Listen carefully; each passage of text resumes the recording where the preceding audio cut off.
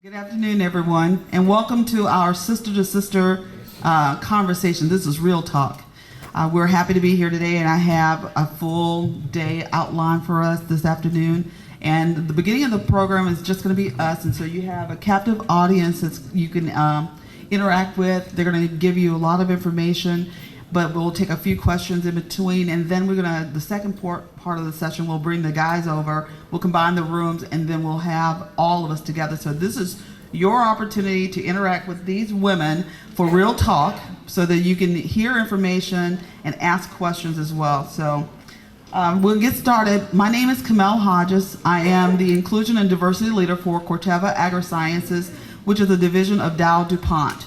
I've been working with YMTF since 2005. I'm not a UAPB graduate, but I feel like this is my home. I'm going to turn it over and let each of the panelists introduce themselves. Who wants to start?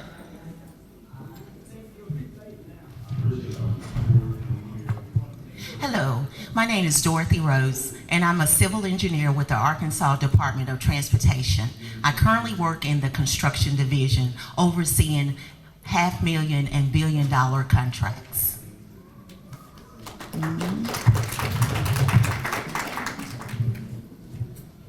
Good afternoon.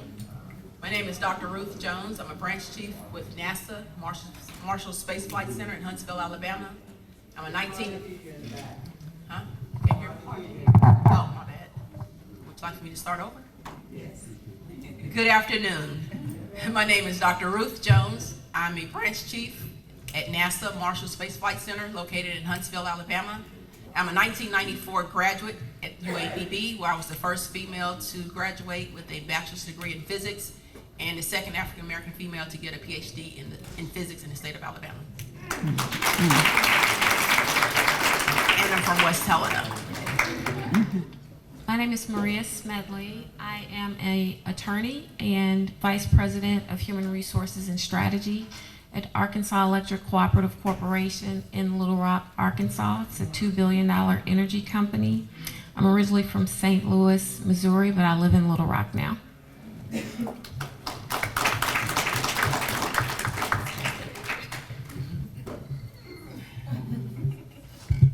My name is Veronica Savachet. I am a graduate from Xavier University of Louisiana.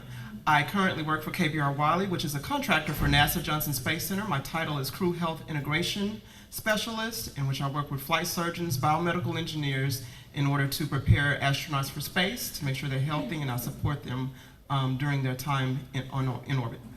I'm not a graduate from UAPB, like I said, Xavier University, but I'm also from Pine Bluff, Arkansas, and I am the daughter of Shirley Cherry. So as you can see, we have a very impressive panelist and with a lot of experience and stuff. So we're going to get started and maximize our time with them. So our first question to the panelists, this is around self-development. So YMTF this year, I'm sure you saw a lot of us in your classrooms. We had our theme is Success That's on Me, and we're going to continue that topic through Real Talk with these ladies. And so the first question is around self-development, and I'm going to direct this question to Dorothy Rose. It's a big problem that most young graduates don't understand the value of preparation when it comes to landing a job. What are some things you would recommend they do to prepare for the interview? Having attended the University of Arkansas at Fayetteville and majored in civil engineering, which is a male-dominated profession, I had the opportunity to also have a relationship with the Office of Career Services in Fayetteville, and that helped me to prepare for my interview skills.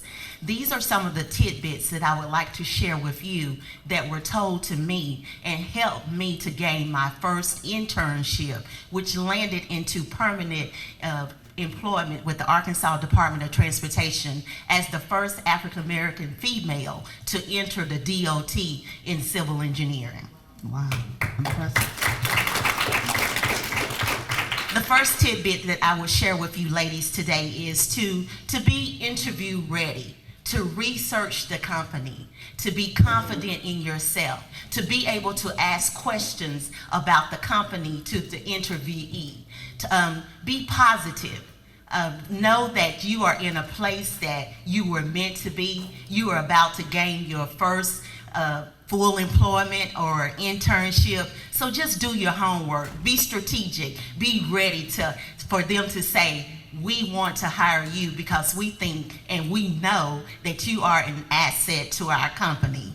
And practice interviewing questions before you go on the interview. Look in the mirror and how you would project your voice and do eye contact. So be fully prepared to land that first job or internship on your first interview and your subsequent interviews. Thank you. Any other? You can clap. Any other comments from the panel? I would just like to add on with the practicing with the interview questions. When you answer your interview questions, always give like 1 or 2 examples of something that you have done pertaining to that question, because that's showing that you have some type of experience. And then when you share your strengths and weaknesses, make sure you turn all your weaknesses into a positive, because everybody has weaknesses. And never say that you don't have any weaknesses, because they're going to look at you, you're not being true to yourself. So make sure you identify your weaknesses as well as your strengths, but make everything positive. I'd just like to add on to that. As a human resources professional, I want to let you know that the interview starts the moment you get out of your car in the parking lot. You never know who's watching you, who's observing you. When you walk into the lobby and you're speaking with the receptionist or guard and how you come across, you never know what type of influence that a particular person has within the company. So you want to make sure that you're interview ready the moment you step out of your vehicle, because that's really when the interview starts. The other thing I would suggest to you is be very familiar with your resumes. I know that you put them together, but it may have been a while since you've actually read your own resume. So the interviewer is going to ask you questions about it, and you don't want to seem like you're unfamiliar with the information that's on your own resume. So make sure that you review it and you're very comfortable with the information that you include. Okay. All right. Thank you. So we're going to go on with the next question, and I'm going to direct this one to Veronica. And we know Miss Cherry is her daughter, so leaving home was hard for her, I'm sure. The transition from home to college into real world of work can mean a dramatic shift in routines and expectations, such as those of studying and attending classes. What are some of the behaviors you recommend students check at the door or alter or change to ensure a smooth transition into the real world of work? Wow, that's heavy. One of the things that I can say for sure that my mother did try to tell me that I really didn't listen to the first time and I had to learn was stay off the phone. So I spent a lot of time socializing with friends that I left behind, and so you transition into the workforce, and so you still want to keep in contact and talk about your day, and I still was a little immature and thought that I could do that because I had an office where, no one was necessarily looking, my boss wasn't there all the time, and so, but I wasted a lot of time just trying to talk and stay connected with friends during the work hours. And so that was something I knew better not to do, but that I didn't catch on to correct really quick in the beginning. And just like someone spoke earlier, the HR, Maria stated that you're being watched even when you don't know that you're being watched. So there's always someone watching, whether it's your boss or not. It could be your employee, your coworker. Another thing that, disconnect yourself from the outside world when you're at work so that you can focus on your behaviors. Timeliness, being on time, not wasting a lot of time, which is one of the things that I still struggle with today. Being able to make it to your commitments on time, show up on time. So having that discipline, because in class and college, you really didn't have to necessarily be on time. You had like a grace period, where there's really no grace period at work. Even though you may see others take advantage of that, there's really no grace period. So timeliness and disconnecting from those things that are distractions during your work hours. All right. Anybody else want to comment? The only thing I would add to that is that you become very comfortable with getting feedback.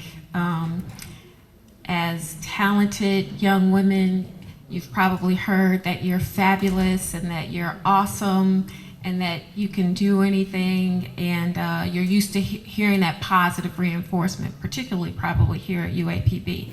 Well, you might not get that positive reinforcement in corporate America, so you need to be able to handle that and not catch an attitude if someone gives you some constructive feedback, and just be very comfortable with it. Even if you disagree with it, just accept it, process it, and you can decide personally on your own whether you want to receive it or not, but you don't have to have that conversation with a person. But I would encourage you to become very comfortable with receiving feedback without catching an attitude behind it. All right, thank you. So we're going to now give you an opportunity to say, I got a question for all of you. How many of you would consider yourself to be procrastinators? Oh, too many. If I could ask a follow-up question on what she said. Sure.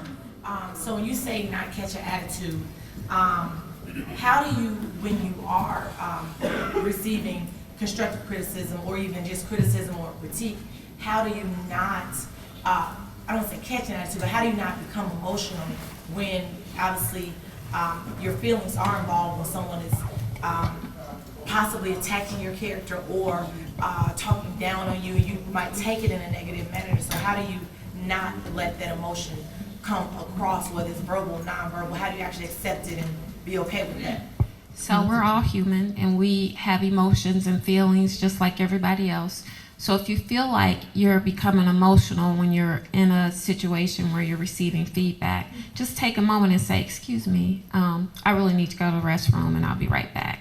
Go to the bathroom, do whatever you need to do to get all of that out, process it, and then come back and get yourself together. But you have some control in the situation. You can always stop the conversation and say, I need to go to the restroom. Give me a minute, I'll be right back. Get your emotions under control, process that, and then come back and finish the conversation. And it doesn't, if it's so emotional that you don't feel like you can do it the same day, just say, I'm not feeling well, can we reschedule? But they don't need to know that you're having an emotional reaction. What experiences do you all have, if any, that involve the discrimination of you all against either your race or your gender, and how did you all handle that? Oh, they got it. I think I saw you yesterday. Yeah, what's your name? Brianna Sparks. Brianna Sparks was a panelist at the Arkansas Public Service Commission Diversity Summit, and she represented UAPB very well. She did an excellent job. I think we all deal with discrimination. In many instances, it will probably be overt, or it will probably show itself more so as unconscious bias. And one particular situation I had to deal with was, there's quite a few, but like which one is quick and easy to explain. I was in a senior staff meeting, and I was posing questions to one of my colleagues that were all business-related questions, like, what is your plan to improve the financial deficit? You know, what is your manpower plan? How are you going to increase sales? And he became very uncomfortable with the questions, and he called another female employee in the room stupid. And later, after that meeting, my boss came to me and said that he was very upset with how I was questioning my colleague. And I was like, well, how'd you feel when he called such and such stupid? Well, I don't think he meant that way. And I was like, you know, you are demonstrating an unconscious bias. You, what's the word I'm looking for? You associated yourself more with this white male as compared to me, who every question I asked him was a business-related question. And when he called our colleague stupid, there's no business relatedness about that. And for you to come and have a conversation with me and not with him is not right. And he was like, well, I just wanted to talk to you about it. Are we good? No, we're not good. This isn't right. And so we just had to agree to disagree. But I think that the key there is to just have an adult conversation about it and not be disrespectful, call it out. Fortunately, I work in HR, so the next day I had a unconscious bias specialist scheduled to come in and do some training and checked his schedule to make sure he was going to be there. But you'll deal with stuff like that, and I would just encourage you to address it head on, but in a very respectful way that honors you and honors your authenticity. Having done a summer internship in roadway design at the Department of Transportation, I always found myself where my co-workers were male engineers. So there was this occasion whereas I was grateful to have a brother on the team, and he took interest in training me.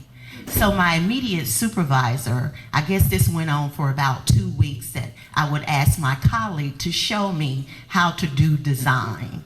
And so my supervisor called me to the desk and he said, you know, you're opening a can of worms because you're supposed to be asking me for any information that you need while working on your project.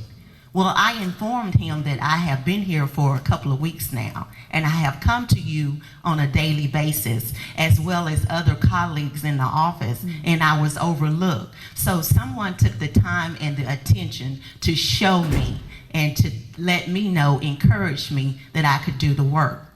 I did not like his tone. I was professional. I did not go off on him. I was a cool sister. But believe you me, when I was going to the elevator, this was on the 6th floor, I knew I had human resources all in my mind, and I was frustrated. I got on the elevator, I went to human resources, I spoke with the person in the EEO, and we called a meeting. I called the supervisor and the person that had been training me. So it was dealt with that day. That was like 2 o'clock in the afternoon. I could not go home at the end of the day as furious as I was for him saying, opening a can of worms, okay? I'm opening a can of worms, and all I'm trying to do is to be shown and taught how to do my work effectively as an engineering intern. So that was an unconscious bias, but it was dealt with. And from that, what happened was I was moved to another squad. So that helped the situation. And the supervisor, within a few weeks, he did come and apologize and tell me that he was really out of line for the statement that he was making. He did see potential in me. He just wanted me to come to him. But, you know, I told him, you failed at the very beginning of my trying to come to you. And also being in a male-dominated field, like Dorothy and the rest of us, working with NASA. Since I have a PhD, it's very few of us that have a PhD. And when my first job was my supervisor, who was a white male, he had a PhD in physics as well. So he was saying that since my PhD came from an HBCU, that my PhD was pretty much useless. So I asked him, why would he think that? And he's like, well, you know, at Alabama A&M University, all you did was study physics courses. I'm just like, well, duh, if I'm getting a PhD in physics, what else should I study? So I said, well, what was on your curriculum? He said, well, I took mostly math classes. And I was like, well, in order to do physics, you gotta know how to do math. So my PhD is equal or even better than yours. And then I said, well, are you saying that my PhD isn't equivalent to yours because I went to a HBCU? Total silence, just crickets. So to me, in my world, silence means concurrence. And I was just like, okay. So then after that, he put me on this project management class, but project lead of this $5 million project. So it was a collaboration with Alabama A&M University Research, which I had pretty much done for my PhD. I think he put me as a project lead for me to fail because he thought I didn't have the experience or the work ethics to do it. But the program was so successful that after 6 months, he took me off the project. And I was like, well, why are you taking me off the project? He said, because you're getting too much visibility. And John and Bob, they've been here for 30 years and they're really getting on my back about that. And I was like, well, they need to step up their game. You asked me to lead, I led, so why would you take me off the project? So sometimes you're gonna have all these obstacles, but I would tell each of you, you come from an HBCU, know your subject matter. If you know your subject matter, they can't do anything with you. I mean, they can take your promotions, take your job, but what's up here in your head, nobody can take that. So make sure you get your education, because education is like Coca-Cola. It is the real thing. Education is like Scotch tape. You can't see it, but you know it's there. But most importantly, education is like American Express. Never leave home without it. So learn and know your subject matter, but more importantly, start to respond to their reactions instead of reacting to it. So if they say something negative to you, just take time to breathe, consume it, and then respond. Because if you react to it, something's gonna come out your mouth that you're gonna regret. So make sure that you know how to respond versus react. I think we have a question from the back. No, I just want to add, because I think that's a great question to the panelists in reference to discrimination in the workplace, because this is a different generation coming into the workplace, and sometimes we think that it still doesn't exist, and it truly does, and to be mindful of it. And I love the responses around how you react to it, because everything isn't unconscious. Although I'm a big fan of unconscious bias, and we do the training, Camille, everything isn't unconscious. And so I want our students to be aware of the organizations that they're going into, research them. Do they have a diversity and inclusion department where you can have a support system? Do they have leaders that look like the ladies up front that can be a support system to you? Because I want you to know that there is unconscious bias and there's some real conscious bias going on in today's workplaces. I wouldn't still have a job doing this work. But it was a great question.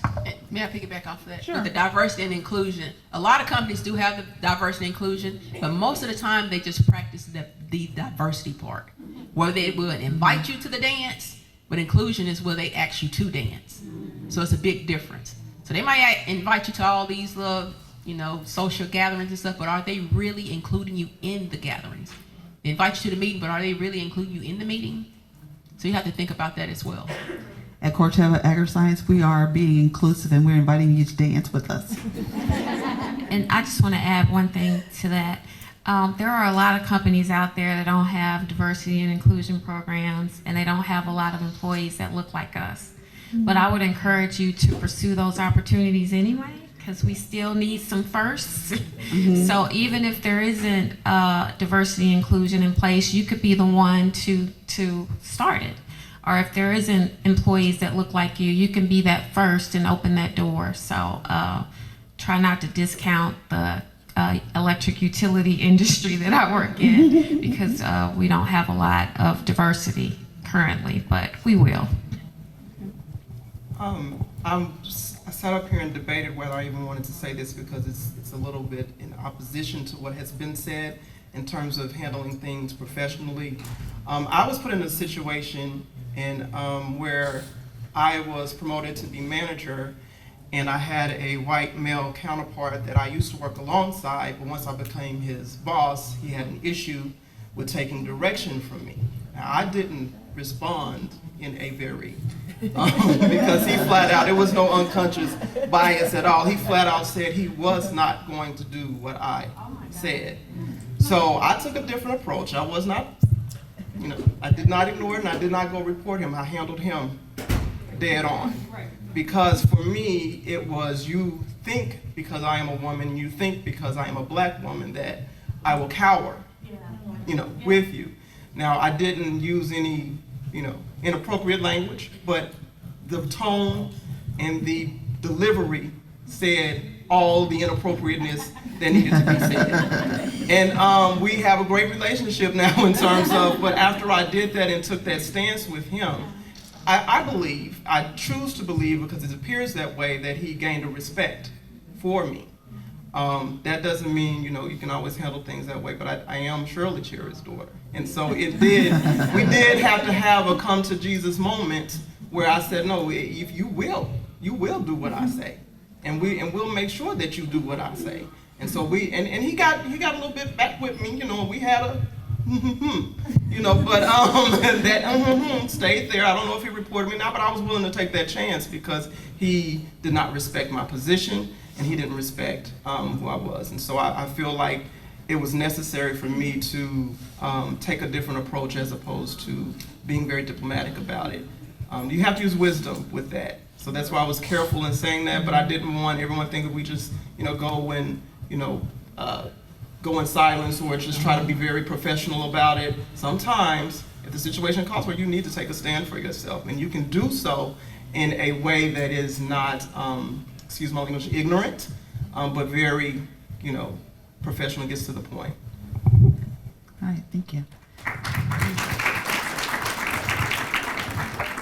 I just wanted to add something. As sisters in the room, our DNA affirms that we are valued and valuable, and that carries on to the workplace. And so as we've learned the past couple of days, it's about having confidence in ourselves and walking in that confidence. And I find that as a Black female in a male predominated engineering discipline, I have a language, office language, and I have a sister language.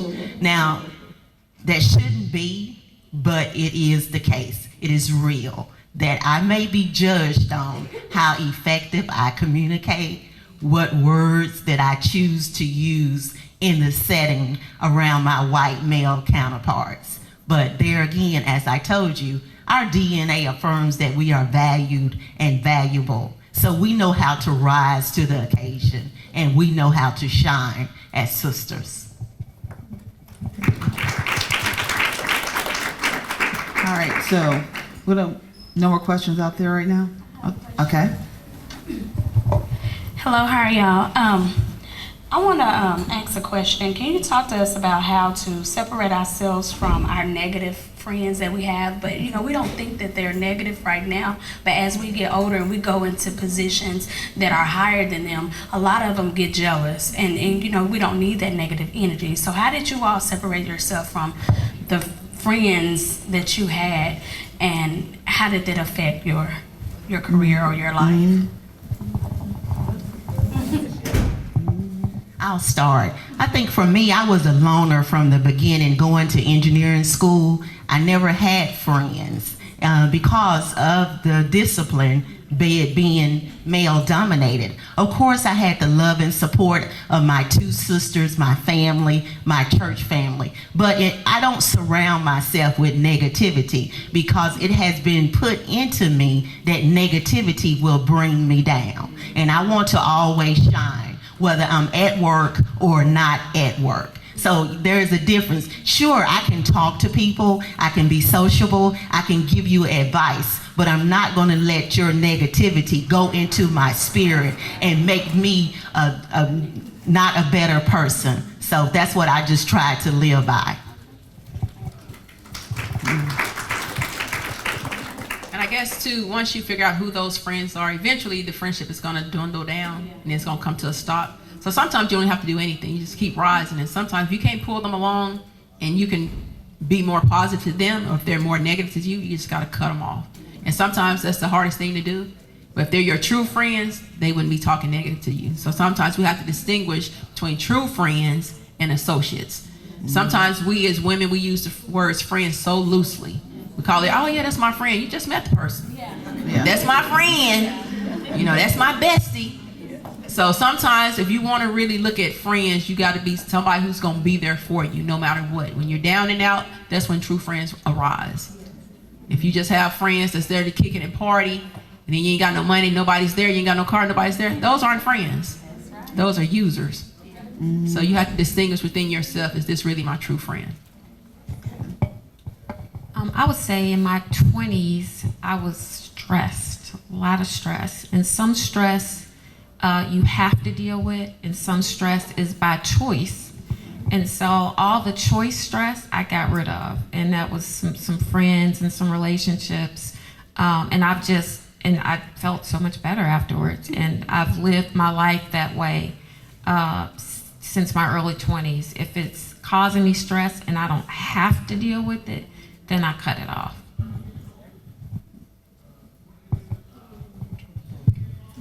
I tend to feel like if, as I reach that point where I feel like people aren't being supportive, my personality is they'll naturally not want to be around me. Because I am going to be positive, and I don't entertain a lot of negativity. And so naturally those people don't, so if you continue to exude, what you want, it'll naturally happen, I believe. And if somebody continues to put themselves into your space with the negativity, then yes, you have to be direct, and it just takes discipline. But it really shouldn't be that hard, because things that, at least that I'm at a point in my life when things are causing me extra weight, it's real easy to cut it off, because I just don't have I just don't have that luxury of time and effort to do something. Well, I want to say one thing. Real friends, as you grow, you're going to outgrow some people.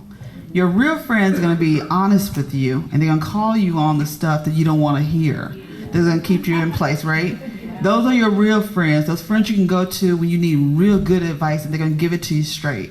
So those are the people you want to keep with you, but it's okay if you leave people behind, because you grow and everybody ain't growing with you, and you need people who are going to feed your spirit, right? So just keep that in mind. My real friend back there. Go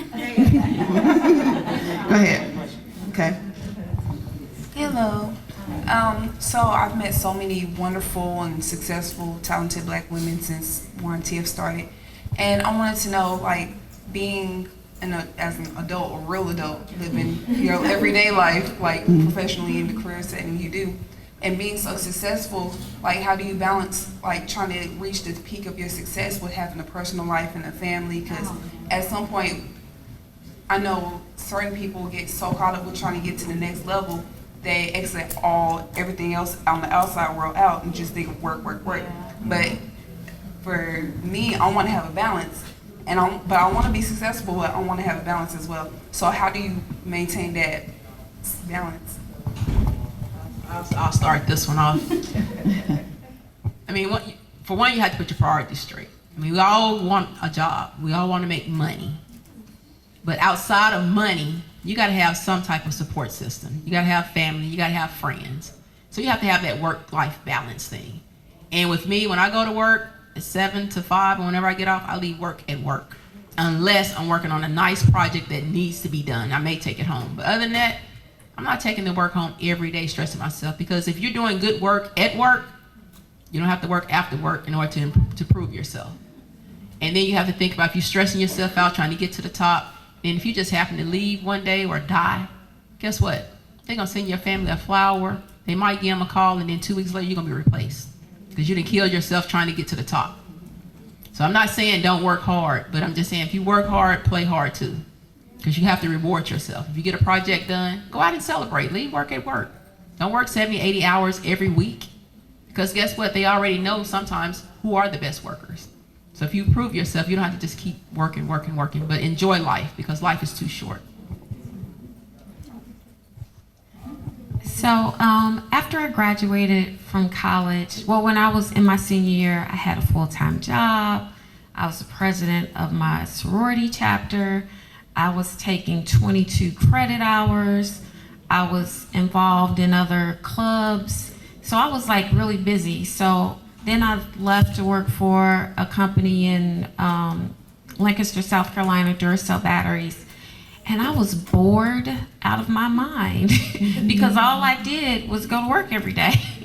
So I'm sure that you all have you're involved in a lot of activities, you're doing a lot of things. Some of you might be working, you're taking classes, you're in clubs, and you're handling it now. And so when you graduate and you go work, you're actually probably going to be relieved, because you're not working as hard as you had been while you were in school. But with that said, now that I'm further along in my career, I don't necessarily believe in work-life balance. I personally take on the mantra of work-life integration. I'm a single mom. I have a 9-year-old son. My job requires me to travel, and then the school has the nerve to be closed on certain days when I have to work, and so I just bring them to work with me. I have a setup for them in there, or if I'm traveling and the nanny's not available, I don't have childcare, I just take them with me.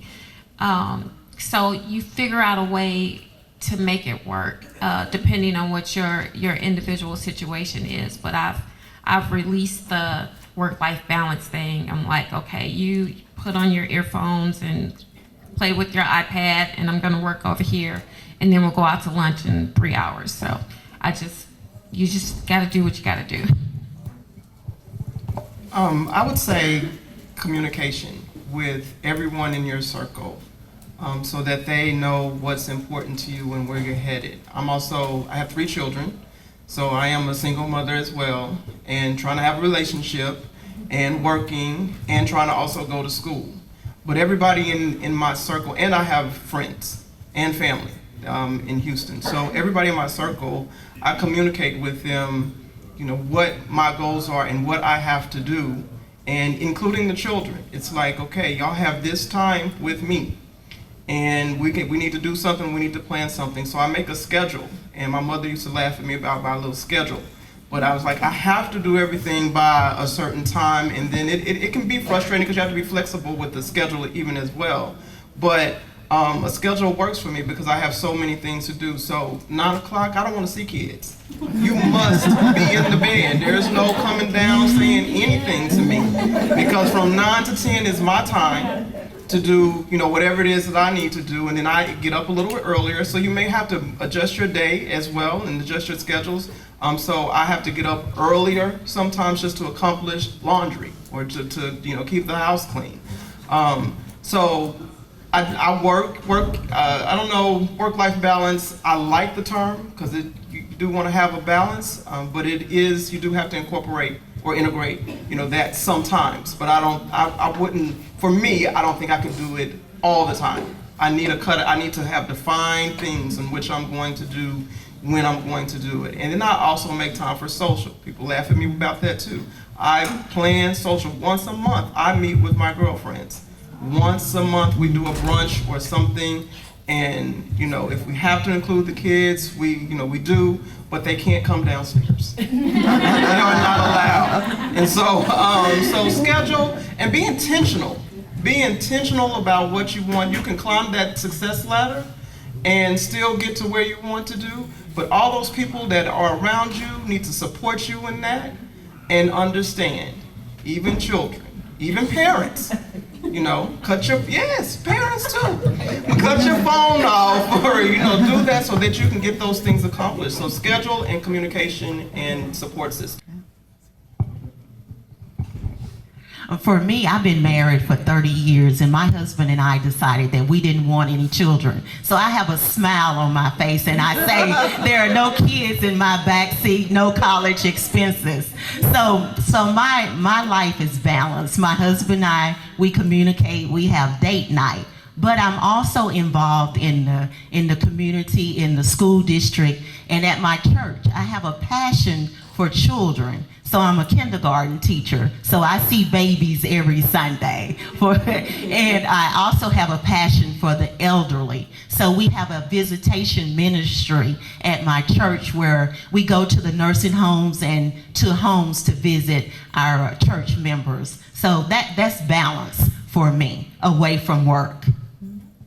Okay, so according to our program, we're at a point where we're getting ready to take a few minutes break to join in with the other guys. So I want to thank all of you. I hope you stick around because we're going to get started with the second round of questioning, but we're going to bring the guys over to join us.